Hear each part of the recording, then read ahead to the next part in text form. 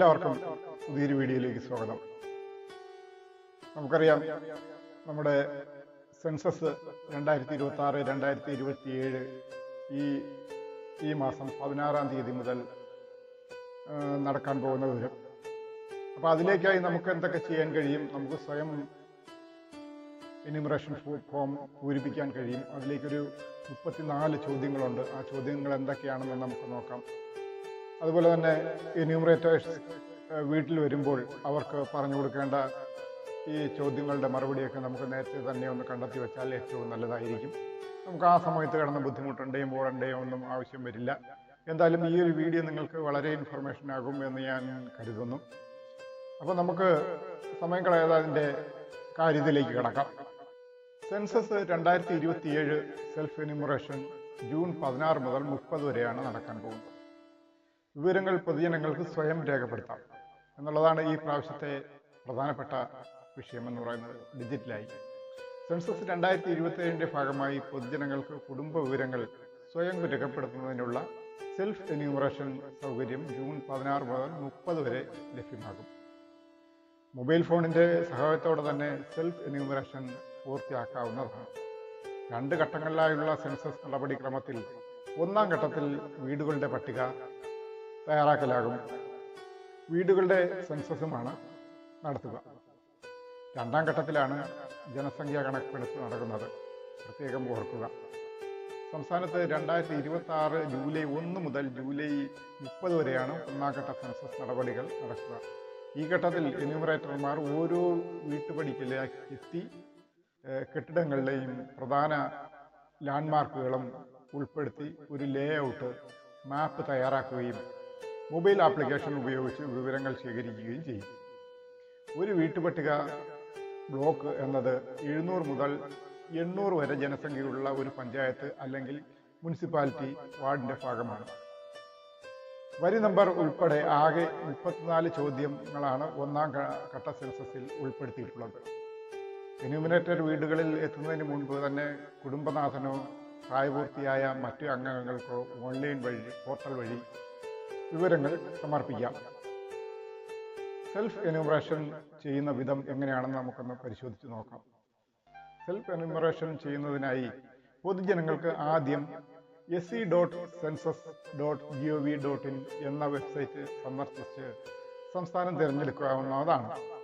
അടുത്ത സ്ക്രീനിൽ കുടുംബനാഥൻ്റെ പേര്, മൊബൈൽ നമ്പർ, ഇമെയിൽ വിലാസം എന്നിവ രേഖപ്പെടുത്തിയ ശേഷം, ഇമെയിൽ വേണമെങ്കിൽ മതി, മൊബൈൽ ഫോണിൽ ലഭിക്കുന്ന OTP നൽകി സ്ഥിരീകരിക്കണം.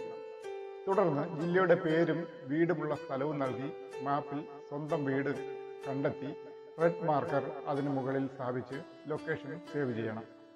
ലൊക്കേഷൻ സ്ഥിരീകരിച്ച ശേഷം സ്ക്രീനിൽ വരുന്ന ചോദ്യങ്ങൾക്ക് കൃത്യമായ വിവരങ്ങൾ നൽകി സബ്മിറ്റ് ചെയ്യാം. അതിനുശേഷം 11 അക്കമുള്ള ഒരു SEID നമുക്ക് SMS വഴിയും ഇമെയിൽ വഴിയും ലഭ്യമാകും. എന്യൂമറേറ്റർ വീട് സന്ദർശിക്കുന്ന സമയത്ത് ഈ ID അവർക്ക് കൈമാറണം. കാര്യം അതോടെ കഴിയും. കെട്ടിട number, census house number, census വീടിൻ്റെ ഉപയോഗം, കുടുംബ നമ്പർ തുടങ്ങിയ വിവരങ്ങൾ സെൽഫ് എന്യൂമറേഷനിൽ നൽകേണ്ടതില്ല. ഈ വിവരങ്ങൾ എന്യൂമറേറ്റർമാർ നേരിട്ടെത്തിയാണ് രേഖപ്പെടുത്തുക. എന്തെങ്കിലും തിരുത്തലുകൾ വരുത്താനുണ്ടെങ്കിൽ എന്യൂമറേറ്റർ വീട്ടിൽ വരുമ്പോൾ ചെയ്യാവുന്നതാണ്. അതിൽ സംശയമൊന്നുമില്ല. നമുക്ക് എന്യൂമറേറ്റർമാർ വീടുകളിൽ നേരിട്ടിട്ടും ആ സമയത്ത് നമുക്ക് ചെയ്യാവുന്നതാണ്. 1-ാം ഘട്ടത്തിൽ ഉൾപ്പെടുത്തിയിട്ടുള്ള 34 ചോദ്യങ്ങൾ എന്തൊക്കെയാണെന്ന് നമുക്കൊന്ന് പരിശോധിക്കാം. 34 ചോദ്യങ്ങളെന്ന് പറയുമ്പോൾ വളരെ ലളിതമായ ചോദ്യങ്ങളാണ്. നിങ്ങൾക്ക് തന്നെ സ്വയം പൂരിപ്പിക്കാവുന്നതാണ്. അഥവാ നിങ്ങളെ കൊണ്ട് സ്വയം പൂരിപ്പിക്കാൻ കഴിയുന്നില്ലെങ്കിൽ എന്യൂമറേറ്റർമാർ വരുമ്പോൾ അവരെ കൊണ്ട് പൂരിപ്പിക്കാവുന്നതാണ്. ഇങ്ങനെ ഈ പോർട്ടൽ വഴി സ്വയം പൂരിപ്പിക്കുന്നത് ഈ എന്യൂമറേറ്റർമാർക്ക് ഒരു സഹായമാവുകയും നമ്മുടെ സെൻസസ് നടത്തുന്നതിന് വളരെ ചുരുങ്ങിയ സമയത്തിനുള്ളിൽ എത്രയും പെട്ടെന്ന് തന്നെ സെൻസസ് വിവരങ്ങൾ പൂർത്തിയാക്കുന്നതിനും സർക്കാരിനെ സഹായിക്കുന്ന ഒരു സംവിധാനമാണ് ഈ പ്രാവശ്യം ഡിജിറ്റൽ സർവേ വഴി, അതായത് ഡിജിറ്റൽ പോർട്ടൽ വഴി നമുക്ക് വിവരങ്ങൾ നേരത്തെ തന്നെ നമുക്ക് അതിൽ ഫിൽ ചെയ്ത് വയ്ക്കാം എന്നുള്ളത്. അത് വളരെ നിസ്സാരമായ ചോദ്യങ്ങൾ തന്നെയാണ്. അതെന്തൊക്കെയാണെന്ന് നമുക്കൊന്ന് പരിശോധിച്ച് നോക്കാം. ചോദ്യങ്ങളെന്ന് കേൾക്കുമ്പോൾ ആരും പാനിക്കാവേണ്ട കാര്യമില്ല. നമ്മുടെ വീടിനെക്കുറിച്ചും നമ്മുടെ വ്യക്തിഗത വിവരങ്ങളും ഒക്കെ തന്നെയാണ് ചോദിക്കുന്നത്. ജാതി സെൻസസും ഇതിൻ്റെ കൂടെ നടക്കുന്നുണ്ട്. അത് അവസാന ഘട്ടത്തിലായിരിക്കും അത് നടപ്പിലാക്കുക. വീടിൻ്റെ അല്ലെങ്കിൽ ഒരു കുടുംബത്തിൻ്റെ എല്ലാ വിധത്തിലുള്ള എല്ലാ ഡീറ്റെയിൽസും അടങ്ങിയ ഒരു ചോദ്യമാണ് ഇതിൽ ഉൾപ്പെടുത്തിയിട്ടുള്ളത്. അതായത് ഈ സെൻസസ് എന്ന് പറയുന്നത് ഡിജിറ്റൽ രീതിയിലാണ്. മുൻകാലങ്ങളിൽ നടന്നിട്ടുള്ളത് പോലെയല്ല, വളരെ വ്യത്യസ്തമായാണ് ഈ സെൻസസ് നടക്കാൻ പോകുന്നത് ഡിജിറ്റൽ രൂപത്തിൽ. അതായത് നമുക്ക് ഓൺലൈൻ പോർട്ടൽ വഴി അത് ചെയ്തു വെക്കാം. എന്യൂമറേറ്റർമാർ അവരുടെ ആപ്പ് വഴി, സെൻസസിൻ്റെ ആപ്പ് വഴി അവർ കംപ്ലീറ്റ് ചെയ്തുകൊള്ളും. അപ്പോൾ ചോദ്യങ്ങളെക്കുറിച്ച് നമ്മൾ നോക്കിയാൽ, ഒന്നാമതെന്ന് പറയുന്നത് വരി നമ്പരാണ്. 2 കെട്ടിട നമ്പർ. 3 സെൻസസ് വീടിൻ്റെ നമ്പർ. 4 സെൻസസ് വീടിൻ്റെ നിലത്തിനുപയോഗിച്ച പ്രധാന സാമഗ്രി. 5 സെൻസസ് വീടിൻ്റെ ഭിത്തിക്ക് ഉപയോഗിച്ച പ്രധാന സാമഗ്രി. സെൻസസ് വീടിൻ്റെ മേൽക്കൂരയ്ക്ക് ഉപയോഗിച്ച പ്രധാന സാമഗ്രി. 7 സെൻസസ് വീടിൻ്റെ ഉപയോഗം. 8 ഈ വീടിൻ്റെ അവസ്ഥ. 9 കുടുംബത്തിൻ്റെ നമ്പർ. 10 ഈ കുടുംബത്തിൽ പതിവായി താമസിക്കുന്നവരുടെ ആകെ എണ്ണം എത്ര. 11 കുടുംബനാഥൻ്റെ അല്ലെങ്കിൽ കുടുംബനാഥയുടെ പേര്. 12 കുടുംബനാഥൻ്റെ അല്ലെങ്കിൽ നാഥയുടെ ലിംഗഭേദം. 13 കുടുംബനാഥൻ നാഥ പട്ടികജാതിയോ പട്ടികവർഗമോ മറ്റുള്ളവരോ. 14 ഈ വീടിൻ്റെ ഉടമസ്ഥ. 15 താമസിക്കുവാൻ ഈ കുടുംബത്തിൽ മാത്രമായി അവകാശമുള്ള മുറികളുടെ എണ്ണം. 16 ഈ കുടുംബത്തിൽ താമസിക്കുന്ന ദമ്പതികളുടെ എണ്ണം. 17 കുടിവെള്ളത്തിൻ്റെ പ്രധാന സ്രോതസ്. 18 കുടിവെള്ള സ്രോതസ്സിൻ്റെ ലഭ്യത. 19 വെളിച്ചത്തിൻ്റെ പ്രധാന സ്രോതസ്. 20 കക്കൂസിൻ്റെ ലഭ്യത. 21 കക്കൂസിൻ്റെ തരം. 22 അഴുക്കുവെള്ള കുഴൽ ബന്ധിപ്പിച്ചിട്ടുള്ളത് എവിടെയാണെന്നുള്ളതാണ്. അതായത് നമ്മുടെ അടുക്കളയിൽ നിന്നൊക്കെയുള്ള അഴുക്ക് വെള്ളം പോകുന്ന ആ പൈപ്പ് എവിടെയാണ് നമ്മൾ ബന്ധിപ്പിച്ചിട്ടുള്ളത്, കുഴികളിലാണോ അതോ തുറസായ സ്ഥലങ്ങളിലാണോ എന്നൊക്കെ അറിയാൻ വേണ്ടിയിട്ടാണ്. അപ്പോൾ അതിന് കൃത്യമായ ഉത്തരം നൽകുക. അപ്പോൾ ഇപ്പോൾ നമ്മൾ 22 വരെ പറഞ്ഞു. ഇനി 23-ാമതെന്ന് പറയുന്നത്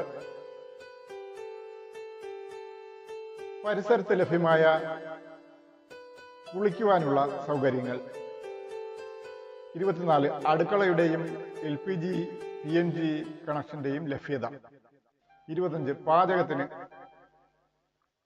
ഉപയോഗിക്കുന്ന പ്രധാന ഇന്ധനം എന്താണ്, വിറകാണോ മറ്റ് എന്തെങ്കിലും ആണോ എന്ന് പറയണം.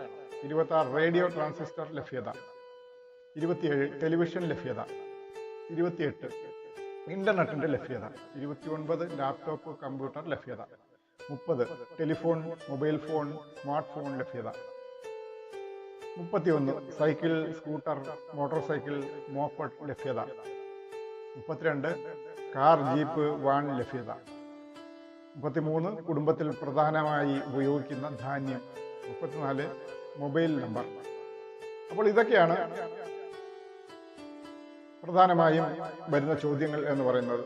നമ്മുടെ കയ്യിൽ മൊബൈൽ ഫോൺ ഉണ്ടോ എന്ന് വരെ ചോദിക്കുന്നുണ്ട്. അതിനെല്ലാം കൃത്യമായ ഉത്തരം നൽകിയാൽ നിങ്ങളുടെ ഈ ചോദ്യങ്ങൾ അവസാനിക്കുന്നതാണ്. കൃത്യമായ ഉത്തരം രേഖപ്പെടുത്താവുന്നതാണ്. അതിനൊക്കെ ഓപ്ഷൻ ഉണ്ടായിരിക്കുന്നതാണ്. ഓപ്ഷൻ നോക്കി നിങ്ങൾക്ക് കൃത്യസ്ഥലത്ത് കൃത്യമായി ടിക്ക് ചെയ്യാവുന്നതാണ്.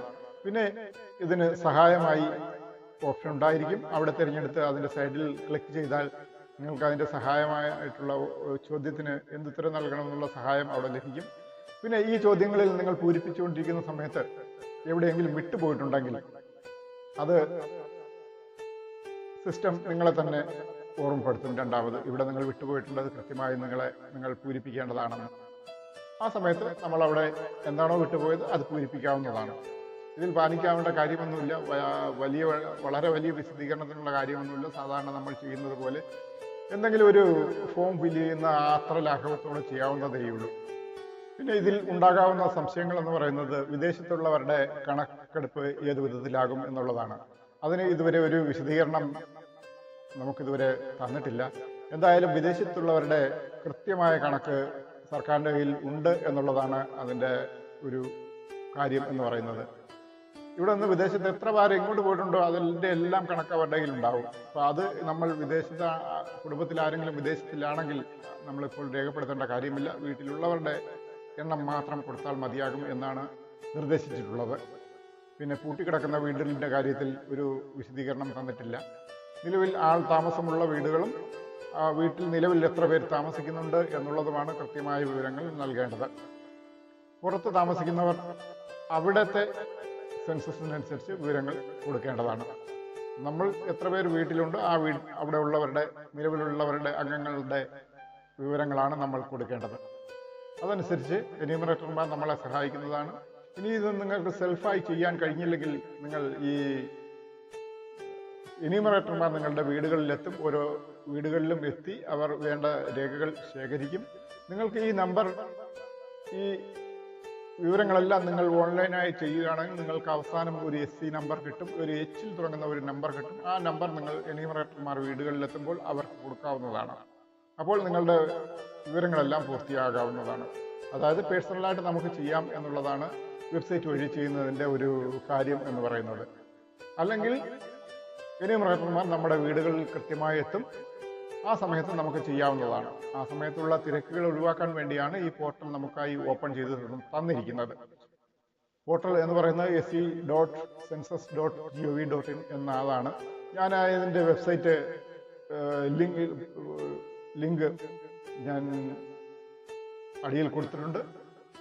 അത് നോക്കി നിങ്ങൾക്ക് കൃത്യമായി ലിങ്കിൽ കയറാവുന്നതാണ്. ലിങ്ക് കൃത്യമായി ഓർക്കുക. ലിങ്ക് എന്ന് പറയുന്നത് 16-ാം തീയതി മുതൽ 30-ാം തീയതി വരെയാണ് ഓപ്പൺ ആവുക. നിങ്ങൾ ഇപ്പോൾ ഇന്ന് പോയി ഓപ്പൺ ചെയ്താൽ അത് ലഭിക്കില്ല. ജൂൺ 16-ാം തീയതി മുതൽ മാത്രമേ ഈ ലിങ്ക് ഓപ്പൺ ആവുകയുള്ളൂ. ഞാൻ ഡിസ്ക്രിപ്ഷനിൽ കൊടുത്തിട്ടുണ്ട് ലിങ്ക്. ആ ലിങ്കിൽ തൊട്ടാൽ നിങ്ങൾക്ക് ആ വെബ്സൈറ്റിലേക്ക് എത്തുന്നതാണ്. മൊബൈൽ ഫോൺ വഴി നമ്മുടെ വിവരങ്ങളെല്ലാം പൂർത്തിയാക്കാവുന്നതാണ്.